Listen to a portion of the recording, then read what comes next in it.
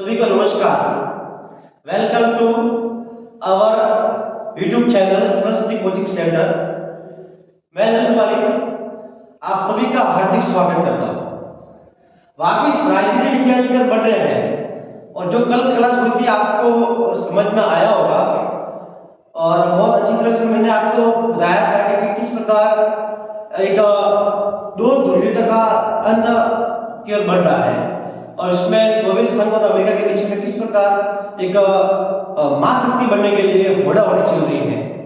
तो इसी में आप आगे बढ़ रहे हैं कि भाई किस प्रकार बर्लिन की दीवार कल बड़ा बनना है, बर्लिन की दीवार का किसका प्रतीक थी, तो ये भी पढ़ लिया आपने। आज हम स्टार्ट कर रहे हैं कि भाई सोवियत प्रणाली की प्रमुख विशेषताएं, और ये वेरी इंपॉर्टेंट है, ये वेरी इंपॉर्टेंट है एग्जाम की दृष्टि से, आपके बोर्ड एग्जाम की दृष्टि से वेरी इंपॉर्टेंट है। एग्जाम प्रश्न आता है सोवियत प्रणाली की प्रमुख विशेषताएं क्या होती हैं, और मैं आपको एक बात कहना चाहता हूं, ये मेरे नोट्स बनाए हुए कंटेंट नोट्स है, वही से पढ़ा रहा हूं, तो ये आपके नोट्स ही है। आप चाहो तो आप अपने रजिस्टर एक अच्छा बना के और उसमें नोट्स बना सकते हैं।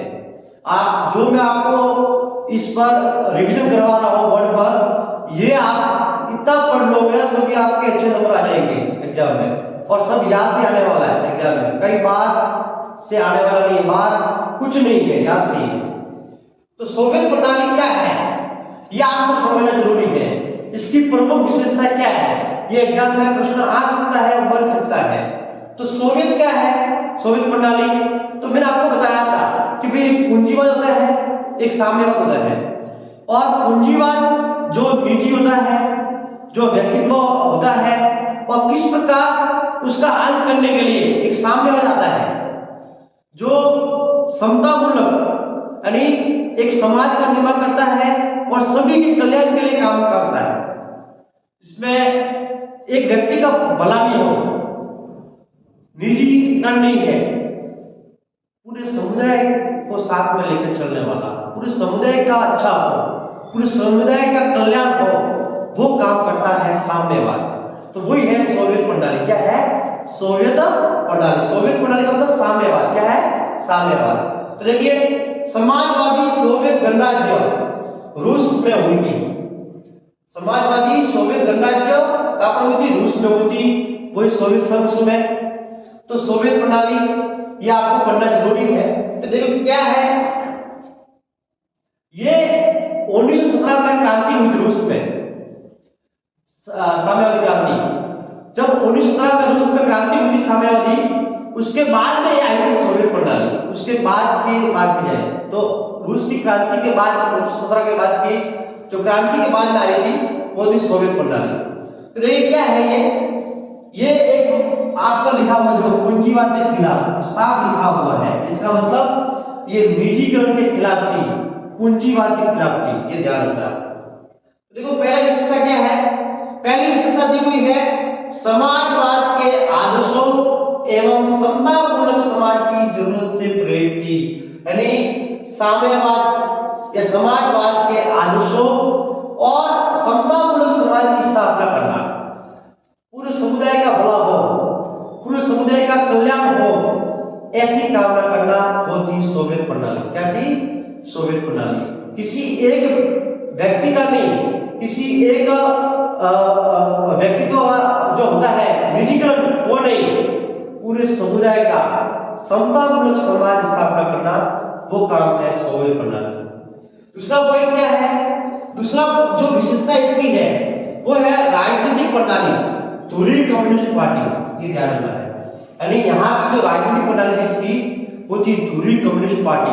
और आपको पता है कि सोवियत संघ में सबसे ज्यादा जो एक पार्टी का जो प्रभुत्व था वो था कम्युनिस्ट पार्टी, कौन सी थी? कम्युनिस्ट पार्टी, ये भी ध्यान रखना आपको। तीसरी विशेषता क्या है? तीसरी विशेषता है आर्थिक व्यवस्था राज्य नियंत्रण में थी, यानी जितनी भी उस वहां की जो आर्थिक स्थिति थी या आर्थिक प्रणाली थी वो पूरी राज्य के अंडर में थी, राज्य के नियंत्रण में थी। राज्य चाहता था वैसा वहां पर उसके अनुसार ही आर्थिक प्रणाली के रूप में काम करता था। था। कहाँ पर क्या काम करवाना है, पूरा आर्थिक प्रणाली का लेखा जोखा काम करना वो राज्य के नियंत्रण में था, ये ध्यान रखना है। अर्थव्यवस्था योजनाबद्ध राज्य के नियंत्रण में चलती थी, यानी राज्य जो चाहता है वैसे अर्थव्यवस्था को चलाता था, ये ध्यान रखना आपको। तो ये 3 विशेषता ध्यान रखनी है। और उसी में आपको लिखा हुआ देखिए, दूसरी दुनिया सामाजिक चरण को मानने वाले देश शामिल थे, यानी जो भी समाजवाद के विचारधारा का देश मानते थे वो इसमें शामिल थे। फिर चौथी विशेषता क्या है, यहाँ पर विशाल खनिज थे, विशाल खनिज ध्यान रखना है, संसाधनों की उपलब्धता थी, यानी यहाँ पर अलग अलग विशाल खनिज के भंडार थे, विशाल ऊर्जा संसाधन था, विशाल ऊर्जा संसाधन, खनिज तेल थे, लोहा था, इस्पात था, मशीनरी था, ये सभी यहाँ पर बहुत भंडार यहाँ शामिल थे, यानी यहाँ बहुत कमी नहीं थी। यहाँ पर विशाल खनिज के संसाधन थे, ठीक है ना, विशाल ऊर्जा संसाधन थे, खनिज तेल थे, बहुत भंडार थे। तो भी यह जो सोवियत प्रणाली है, बात की जाए सोवियत संघ के रूप में, वो इसका अंत हो गया। तो भी यानी इसने अपनी अर्थव्यवस्था का सही रूप से संचालन नहीं किया। ये राज्य ज्यादा ऐसा काम करता था, लेकिन इसने तरीके से काम नहीं किया। हाँ, ये स्टार्टिंग में साम्यवाद था, लेकिन आगे जाकर पढ़ेंगे अपना, आगे बाद में जो क्लास लगेगी तो किस प्रकार से एकदम निजीकरण लाया और आपने पढ़ा का शॉक थेरेपी। तो वही है, आपके पास साम्यवाद है, आपके पास ऐसी व्यवस्था है जो लोगों का कल्याण हो, और आप एकदम निजीकरण लाओगे तो आपका अंत होना ही है।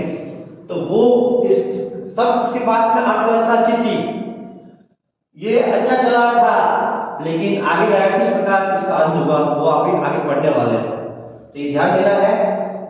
और लास्ट 5वां है, सोवियत संघ का घरेलू उपभोक्ता उद्योग भी बहुत उन्नत था, यानी यहाँ पर घरेलू उपभोक्ता उद्योग थे। तो कुल मिलाकर बात की जाए सोवियत संघ की या सोवियत प्रणाली की, तो आपके सामने लिखा हुआ है कि समाजवाद के आदर्शों समतामूलक समाज की जरूरत से प्रेरित थी, राजनीतिक प्रणाली यहाँ पर धुरी कम्युनिस्ट पार्टी थी, आर्थिक व्यवस्था राज्य के नियंत्रण में चलती थी, राज्य चाहता ऐसा आर्थिक व्यवस्था को चलाना था, विशाल खनिज संसाधनों की उपलब्धता थी, विशाल ऊर्जा संसाधन थे, खनिज तेल थे, लोहा था, इस्पात था, और सोवियत संघ का घरेलू उपभोक्ता उद्योग भी बहुत उन्नत था।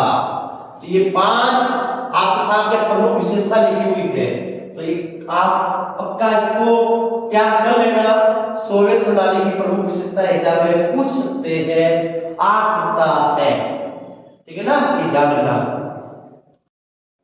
अब देखिए आगे कि भाई किन कारणों से गोर्बाचेव, आपको बताइए मिखाइल गोर्बाचेव सोवियत संघ के मार्क्सिस्ट थे, तो किन कारणों से, ये ध्यान रखना, प्रश्न आता है एग्जाम में, ये भी पूछते हैं, किन कारणों से गोर्बाचेव सोवियत संघ में सुधार के लिए बाध्य हुए, ये आपको ध्यान रखना है। गोर्बाचेव ने सोवियत संघ में किन कारणों से सुधार किया, क्यों बाध्य हुए सुधार करने के लिए सोवियत संघ में, तो वो ध्यान रखना आपको। तो देखिए पहला पॉइंट दिया हुआ है आपके सामने, पश्चिम के देशों में, पश्चिम का मतलब कौन सा, संयुक्त राज्य अमेरिका वाला, आपको बताइए पश्चिमी ध्रुव और पूर्वी ध्रुव, ठीक है ना, पश्चिमी का मतलब संयुक्त राज्य अमेरिका, नाटो वाला, यानी पूंजीवादी देश। पश्चिम के देशों में सूचना और प्रौद्योगिकी क्षेत्रों में क्रांति हो रही थी, और सोवियत संघ को इसकी बराबरी में लाने के लिए सुधार जरूरी हो गया, ये ध्यान रखना है। यानी पश्चिमी देशों में, पूंजीवादी देशों में, वहां पर टेक्नोलॉजी, जहां पर औद्योगिकरण, सूचना प्रौद्योगिकी बहुत डेवलपमेंट हो गई थी, बहुत विकास हो गया था, और उसके बराबरी में लाने के लिए, पूंजीवाद के बराबर में लाने के लिए, यानी अमेरिका के बराबर लाने के लिए सोवियत संघ में सुधार करना जरूरी हो गया। तो ये पहला कारण था। कि किस प्रकार अमेरिका के बराबर में लाने के लिए सोवियत संघ को पहला ये सुधार करना जरूरी हो गया कि किस प्रकार अमेरिका है अपने सूचना प्रौद्योगिकी या औद्योगिकरण में आगे बढ़ रहा था, उसी को देखते हुए सोवियत संघ में सुधार करना जरूरी हो गया। ये पहला पॉइंट ध्यान रखना। दूसरा पॉइंट क्या है, पश्चिम के देशों के साथ संबंधों को सामान्य बनाने हेतु, यानी पश्चिमी के देशों वही पूंजीवाद देश, वही नाटो वाले, यानी उनसे संबंध अच्छे बने। मिखाइल गोर्बाचेव यही चाहते थे कि भाई पश्चिम के साथ हमारे संबंध अच्छे रहे। हाँ, शक्तिशाली बनने के लिए होड़ा-होड़ी चल रही है, तनाव है, लेकिन तनाव को कम किया जाए।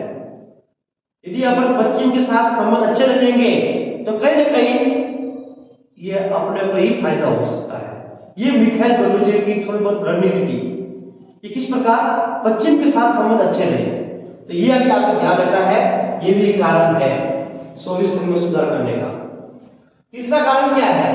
तीसरा कारण यह है सोवियत संघ को लोकतांत्रिक रूप देने के लिए, सोवियत संघ में लोकतंत्र स्थापित करने के लिए, लोकतांत्रिक रूप देने के लिए और राजनीतिक एवं प्रशासन में सुधार करना जरूरी हो गया। तो किस प्रकार सोवियत संघ में प्रशासन के रूप में हो या राजनीतिक रूप में हो सुधार करना जरूरी हो गया था, ये भी कारण माना जाता है सोवियत संघ में सुधार का। तो ध्यान रखना है, सोवियत संघ को लोकतांत्रिक रूप दिया जाए, वहां पर लोकतंत्र की स्थापना की जाए और राजनीतिक एवं प्रशासन में सुधार करना जरूरी था, ये भी एक कारण माना जाता है, ये भी ध्यान रखना है। तो ये प्रमुख 3 कारण आपके सामने दिए हुए हैं। इन 3 कारणों से ही मिखाइल गोर्बाचेव सोवियत संघ में सुधार के लिए बाध्य हुए। और मैंने नोट में लिखा है, देखिए नोट में ये लिखा हुआ है, नोट में क्या लिखा हुआ है कि आर्थिक राजनीतिक सुधार, यानी सोवियत संघ में किस प्रकार आर्थिक और राजनीतिक सुधार हो और लोकतंत्रीकरण की नीति चलाए। कि भी लोकतंत्र में क्या होता है, लोकतंत्र में जहां पर जनता का शासन होता है, जनता की भला होता है, ऐसा रूप दे, वो था लोकतंत्रीकरण की नीति। तो मिखाइल गोर्बाचेव ने लोकतंत्र की नीति चलाई, आर्थिक राजनीतिक सुधारों का नीति चलाई। इसी को देखते हुए गोर्बाचेव है सोवियत संघ में सुधार के लिए बाध्य हुए। ये 3 कारण आपको ध्यान रखने हैं जो आपके सामने दिए हुए हैं कि पश्चिम के देशों में किस प्रकार सूचना प्रौद्योगिकी में और वहां पर किस प्रकार विकास हो रहा था, उसमें बराबर लाने के लिए, पश्चिम के देशों के बराबर लाने के लिए सोवियत संघ में सुधार करना जरूरी था। और पश्चिमी के देशों के साथ संबंध, यानी पश्चिम के देश है, पूंजीवादी देश है, उनके साथ संबंध कैसे अच्छे रखे वो भी जरूरी था। और सोवियत संघ को लोकतांत्रिक रूप देने के लिए, लोकतांत्रिक स्थापना करने के लिए और राजनीतिक एवं प्रशासन में सुधार करना जरूरी था। ये 3 कारण माने जाते हैं। ये 3 कारण आप ध्यान रखना, गोर्बाचेव है सोवियत संघ में सुधार के लिए बाध्य हुए। तो अब आगे जो भी क्लास होगी वो भी हम पढ़ते रहेंगे।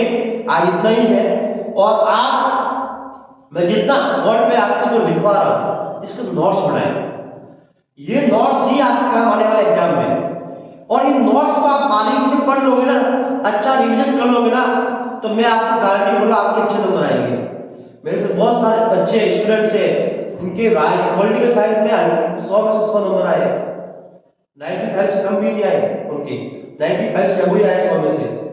मैं यही बोल रहा हूँ, अच्छे आप ध्यान दोगे ये नोट्स है मेरे, आप इनको अच्छे राइटिंग में लिखिए, अपने नोट्स बनाइए और इनको बार बार रिवीजन कीजिए। ये आपके एग्जाम में बहुत हेल्प करेंगे, बहुत हेल्प करेंगे। धन्यवाद।